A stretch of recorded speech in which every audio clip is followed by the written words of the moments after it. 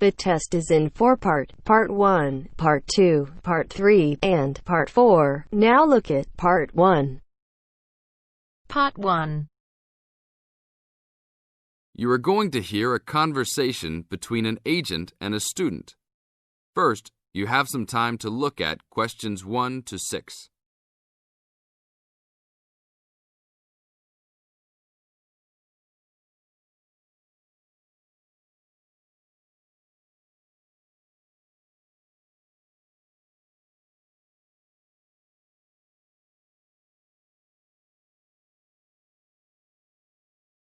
Now listen to the tape and answer the questions. Good afternoon. Good afternoon. Do you rent apartments here? Yes, among other things. Are you looking to rent an apartment? Maybe, but I think I might actually be more interested in renting a house. Do you rent those as well? Yes, we do. Will you be renting alone? No, I have 2 friends that will live with me, but I'll be the primary renter.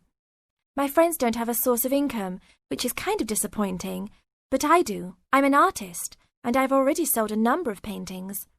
I just moved to town to try to get more of my work shown. Oh, so you would like to be near the uptown area? That's where most of the galleries are, right? Yes, and there's a large area of homes only a couple of blocks away. Great. I don't have a car, so I prefer being within biking distance of the galleries. That would certainly be possible. Well, let me see. There's a large 4-bedroom house right off Main Street. That sounds good. I'd love to have extra rooms for my paintings. How much is it per month? Around $950. Ouch, that's too much for now. Do you have anything a bit cheaper? I have a 3-bedroom that's for $650. That is definitely affordable, but I did want at least 1 extra room. Is there anything else with more rooms? Oh, here's another 5-bedroom that's vacant right now. It's further away, about a mile from the gallery area, but they're only asking $800. That's a deal for so much space. Well, a mile isn't so bad. It's only a 5-minute bike ride, and that price is okay. I'd like to see that one. Can you give me the address? Sure. It's on 1566 Honeysuckle, Honeysuckle Drive, Wood Heights.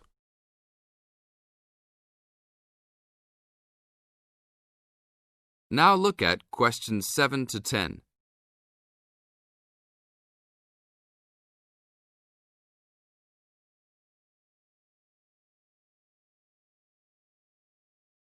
As the talk continues, answer questions 7 to 10.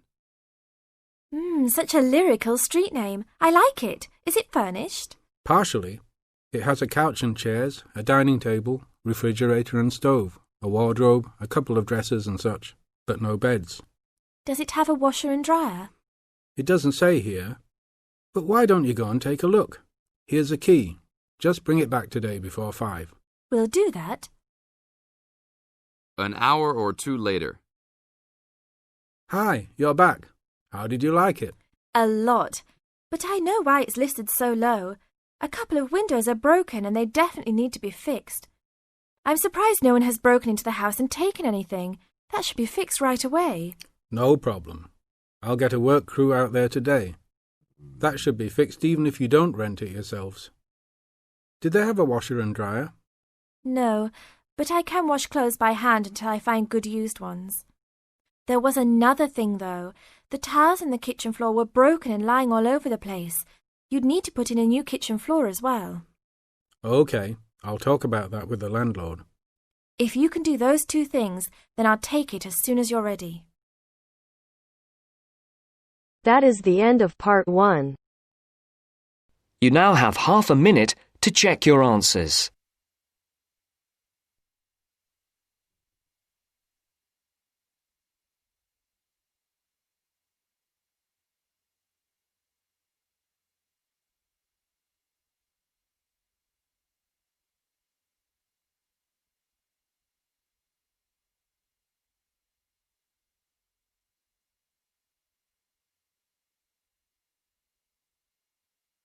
Now turns to Part 2. Part 2.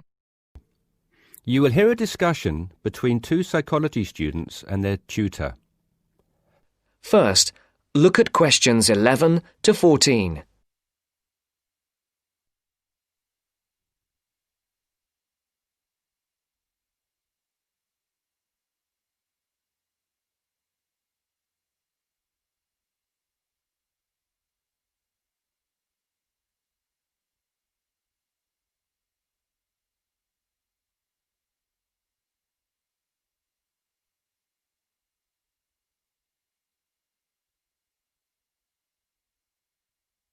Listen carefully.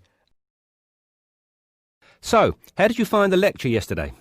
Reasonably interesting, but he sort of rushed through Maslow's work, which, considering it's been covered before, is fine for everyone else except me, who missed the last lesson. Why don't you fill him in then, Tina? Me?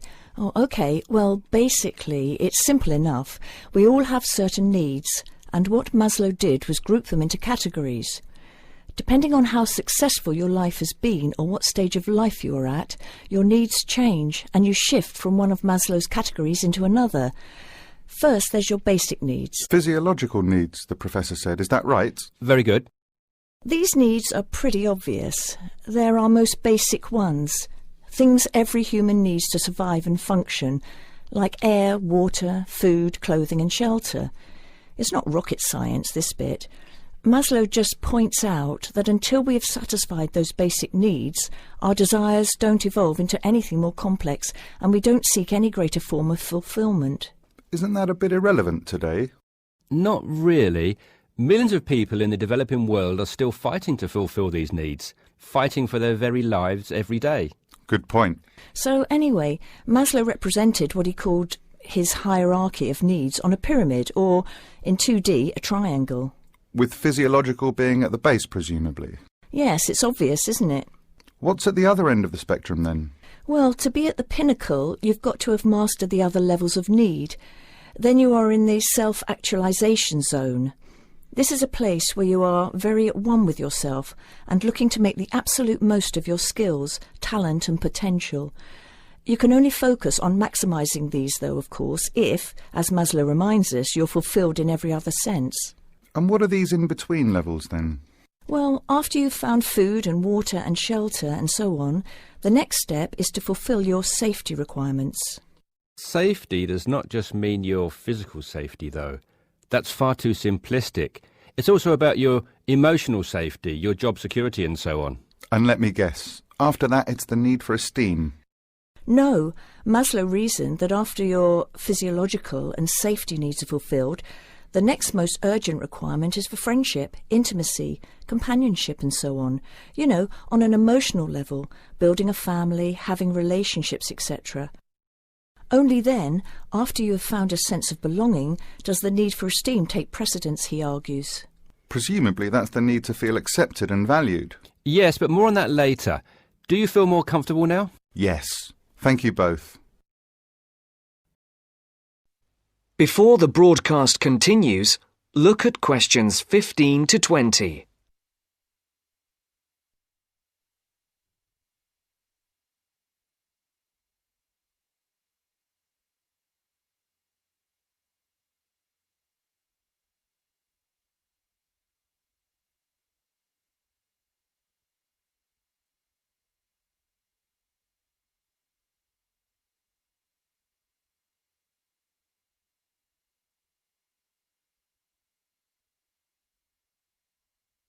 You will now listen to the second part of the talk. OK, now that you are both familiar with Maslow's hierarchy of needs, let's look at a few cases in point. Case 1.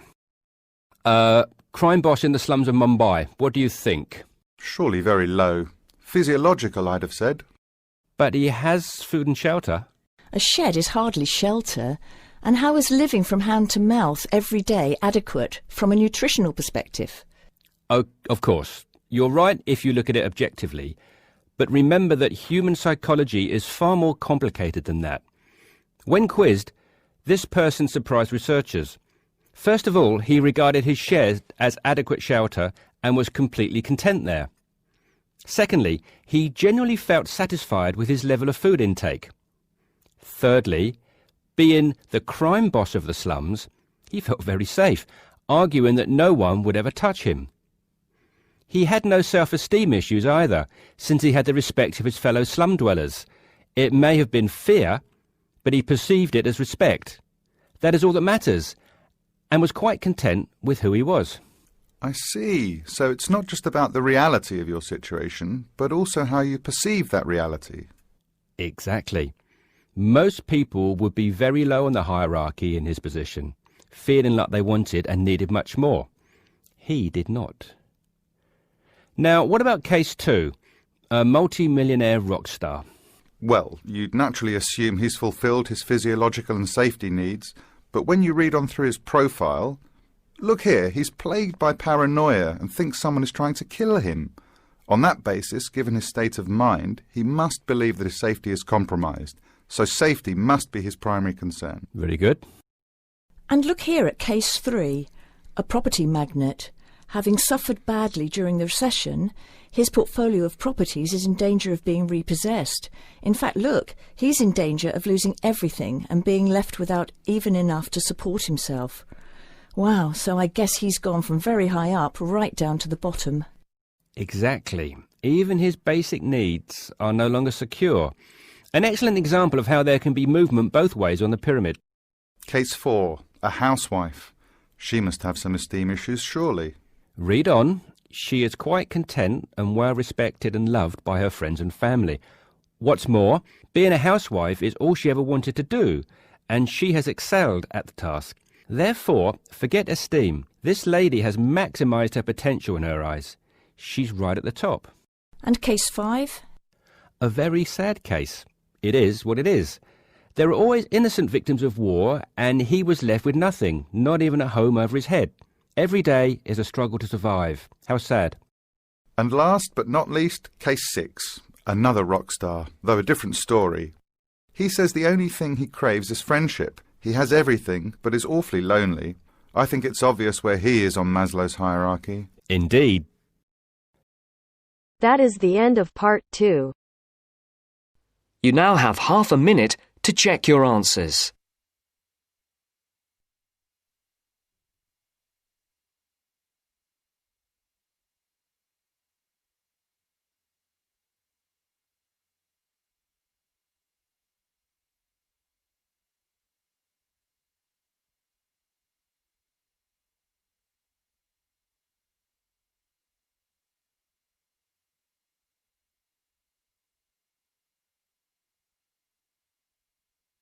Now turns to part 3. Part 3. You will soon hear an informative talk given by Michelle on how to keep out burglars and keep your home safe. First, you have some time to look at questions 21 to 26.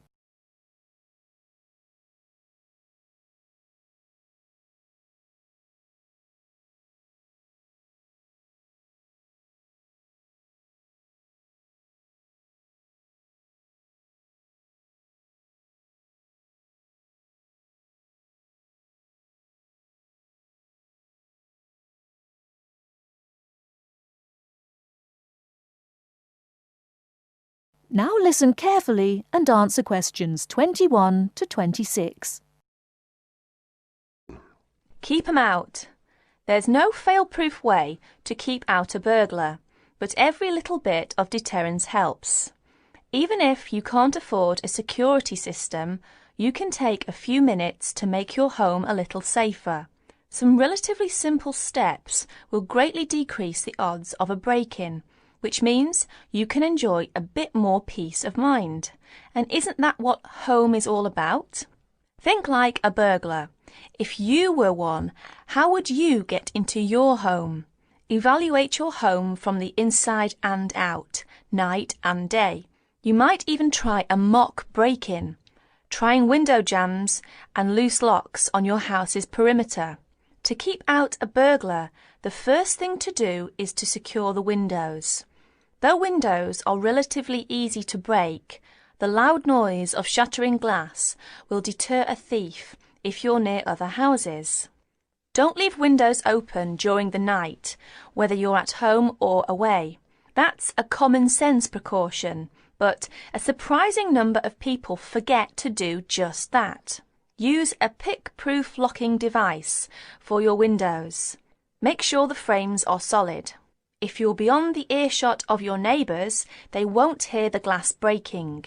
Consider installing a plexiglass sheet for the more accessible windows.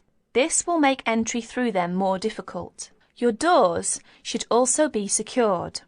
If you don't have a peephole, install one in the front door. If you have one, make sure that you and your family are in the habit of using it.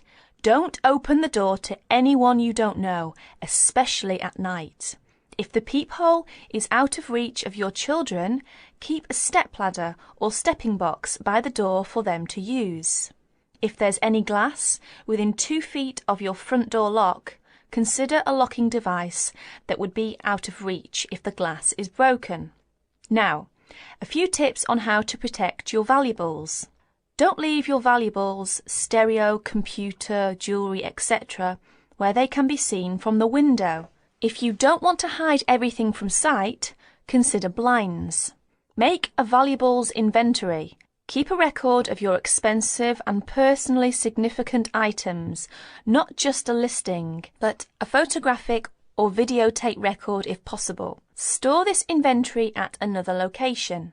This is helpful for both the police and the insurance agency to identify the stolen goods. Use an engraving pen to mark these items with some kind of personal identifying information, such as your initials, in an inconspicuous place. This also helps record your possessions in case of any other mishap, such as fire or flood. Before you hear the rest of the talk, you have some time to look at questions 27 to 30.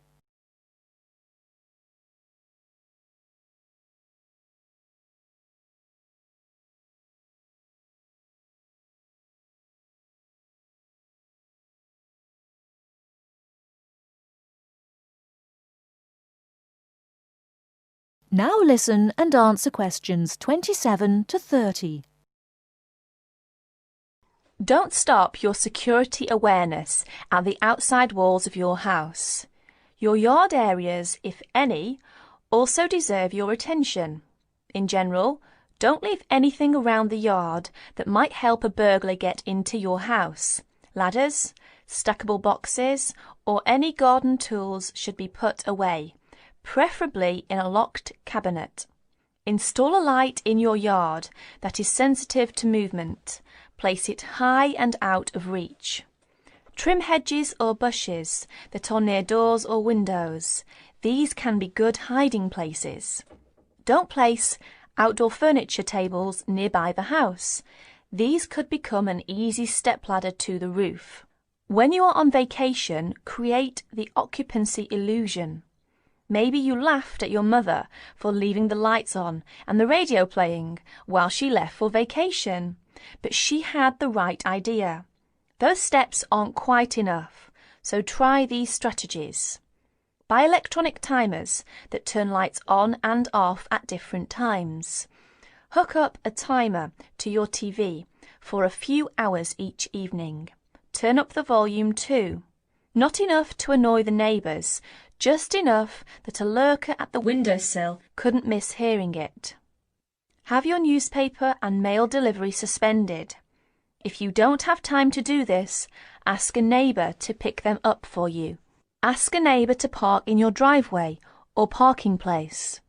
Think about having someone house-sit your home. If it's a relative or friend, it may cost you no more than the contents of your refrigerator. You can also find professional house-sitters or house-sitting services that find someone to stay while you're away. Leave your shades as they are normally, or at least don't close up every one. One sign of a vacant house is closed shades during the day. Lock your garage door with a padlock.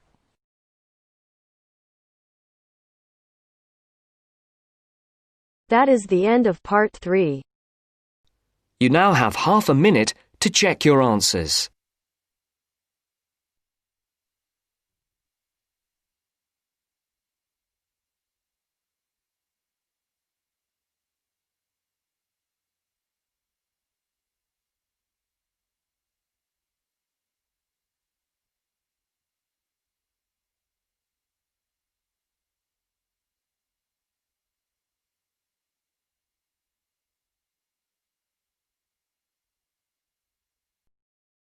Now turns to Part 4. Part 4. First, you have some time to look at questions 31 to 40.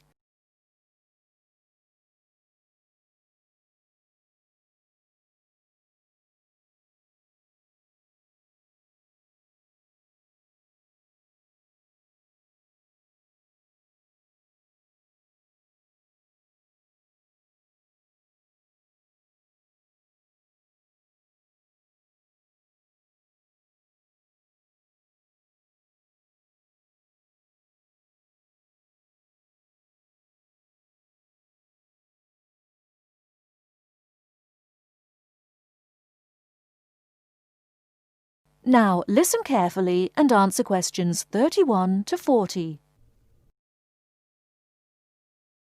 Today I'm going to talk about the city of Barcelona and its architecture. First, the city. Barcelona is a city of some 1.5 million people. It is a port situated on the northeast coast of Spain in the province of Catalonia. The people speak Catalan as their native language, but most are also fluent in Castilian Spanish, and some speak English too. The city centre is surrounded by a ring road which encloses a grid with two major roads running diagonally across it. These are the Avenidas Diagonal and Meridiana. Probably the most famous street in Barcelona is La Rambla, which connects the Plaça de Catalunya in the town centre to the statue of Columbus on the water's edge. All along the centre of this wide boulevard are stalls selling flowers and artistic works. Barcelona was founded by the Carthaginians from modern-day Tunisia in North Africa. It grew under the influence of the Roman Empire, later becoming the capital of Spain. Under strong government, it expanded its trade, exporting cloth to other Mediterranean ports, and establishing itself as a financial centre. It went into decline after 1400, and in 1640 it was the centre of the Catalan Revolution against King Philip IV of Spain. Now it is considered by many to be the cultural centre of Spain, and the Olympic Games were held there in 1992. Now to the architecture. Throughout the city there are many fine buildings, churches, cathedrals, markets and squares, which date back to the 13th century. One very fine square, which can be entered from La Rambla, is the Plaça Real, or Royal Square. This was built by Molina in the 19th century. 7 narrow passages lead into a large central area, which is surrounded by 2-storey buildings. Most of the ground floor is occupied by restaurants and bars, and it is traditionally a place of music and entertainment. It is impossible to talk about the architecture of Barcelona without mentioning Gaudí, who dominated the scene from the 1880s until his death in 1926. His style was unique, a decorative form of Art Nouveau, the style of the 1920s and 30s in Europe. It was based on organic natural forms, which often seem to defy the qualities of the materials they are made from. I will mention just 3 of his best-known works today. The first is Gwell Palace. This was built for the Count of Gwell, one of Gaudí's main supporters. The building features 2 arched gates, which lead into the stable area. Inside are 2 circular staircases, one for people and the other for horses. The ground floor is built of brick, but there is also much natural stone used in the construction. The roof is quite fantastic, with brightly coloured sculptures built around the chimneys and ventilation shafts. Another project commissioned by Gwell is the park named after him. This was meant to be a garden city with 50 houses, but in fact only 2 were ever finished. The influence of nature is strong in the cave-like spaces and animal figures, and again, much use has been made of brilliantly coloured surfaces. But the greatest of Gaudi's works is still under construction, and it is not expected to be finished until 2041. He began work on this cathedral, known as La Sagrada Familia, Church of the Holy Family, in 1882, which means that it will have taken 159 years to complete. The finished building will have 18 towers, the highest being 170 metres high. The building will be 95 metres long by 60 metres wide, and it will hold 13,000 people, a truly impressive monument to Gaudi's great genius. And that's all we have time for today. Next week, we'll look at some of Gaudi's smaller projects, and also his furniture designs.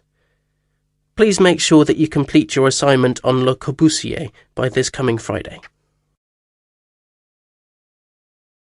That is the end of part 4. You now have half a minute to check your answers.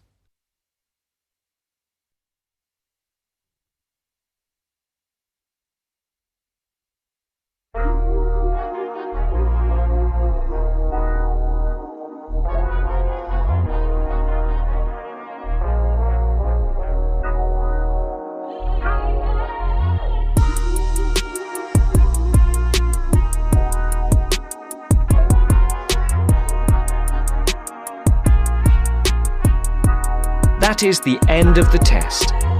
You now have 10 minutes to transfer your answers to your IELTS Listening answer sheet.